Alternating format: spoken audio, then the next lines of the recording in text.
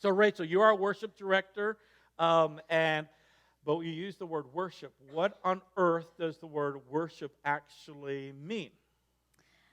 Worship comes from an old English word, and it's up there. I'm not going to try to pronounce it because I'll get it wrong, but it literally means to ascribe worth.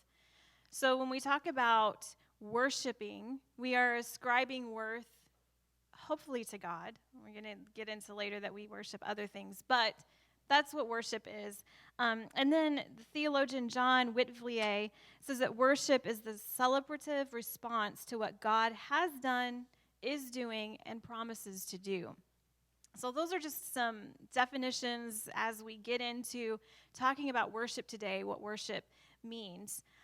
Worship actually began at the very beginning when God created Adam and Eve, all of creation, all of the animals. He designed all of those things to worship him. And so worship was taking place constantly in the garden. We don't see any kind of church or a special place that Adam and Eve went to worship. It just happened. And that was the way that God designed for all of life to be worshiping him all of the time.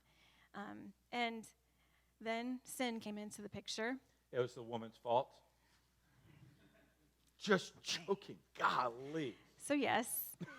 Yes, it was the woman's fault, or Yes, it was the woman's fault. she started it. It was their fault. Okay. Don't send me an email. I'm joking. He wasn't exactly being the head that he was supposed to be. There you go. So. All right. So he wasn't worshiped fully. Right. Okay. All right. So sin entered and broke that design of worship that God had intended. And so now the result of that is that we are beings who were created to worship in this broken, sinful world.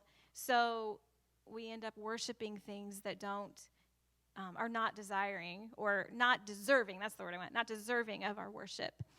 So instead of living a life of constant worship to our Creator, there are things that lure us away, and we ascribe worth to those things instead of always worshiping God.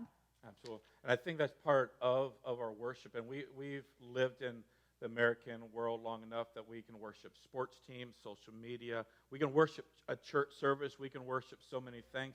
And that's because we've turned our attention away from the one worthy of our worship into things that pacify our worship. And we don't get to worship fully. And it completely changes the perspective of where our worship lies. So